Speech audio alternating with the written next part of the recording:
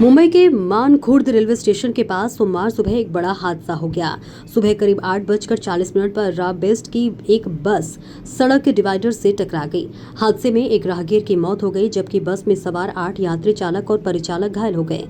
सभी घायलों को इलाज के लिए शताब्दी अस्पताल और राजावाड़ी अस्पताल भेजा गया है। पुलिस के मुताबिक हादसे के बाद मौके पर राहत एवं बचाव कार्य तुरंत शुरू किया गया है। घटना के कारण कुछ समय के लिए यातायात प्रभावित हुआ, लेकिन बाद में सड़क को पूरी तरह साफ कर यातायात सामान्य कर दिया गया। फिलहाल पुलिस दुर्घटना के कारणों की जांच कर रही है और आगे की कानूनी कार्रवाई जारी है।